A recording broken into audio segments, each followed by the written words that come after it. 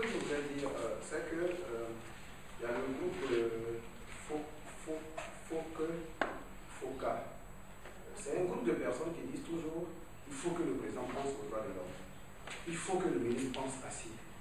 Je vous donne juste l'exemple de tous les pays développés. C'est les citoyens qui sont organisés qui ont amené la tête à changer.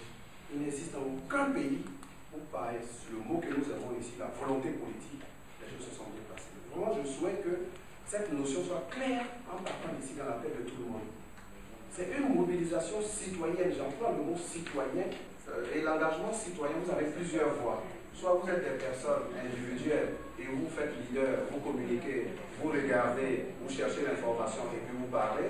Soit vous rentrez dans une association qui communique, qui parle et qui va chercher. Mais dans ce débat dans le salon, ça ne va rien nous apporter.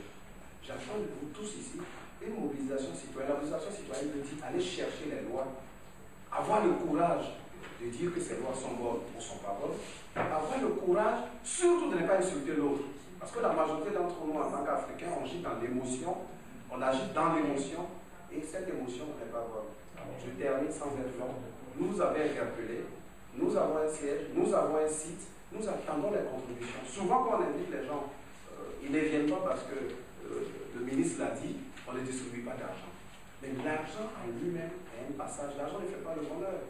Le bonheur, c'est les droits et tout qui sont liés à l'argent. Mais je vous donne un exemple simple. C'est tout ce qui est lié les droits et devoirs qui constitue ce bonheur-là. Je termine en disant ceci. J'ai rencontré un responsable politique qui me disait, mais pourquoi la démocratie? Pourquoi je vais décider de m'affaiblir moi-même quand je suis au pouvoir? Je lui ai dit, quand vous êtes au pouvoir, le pouvoir c'est un cycle de 5 ans. Quand vous n'affaiblissez pas vos pouvoirs, le jour où les élections passent et que vous n'êtes plus au pouvoir, vous n'avez plus aucun droit. Donc vous, vos enfants et vos descendants vont vivre dans un cycle d'élection.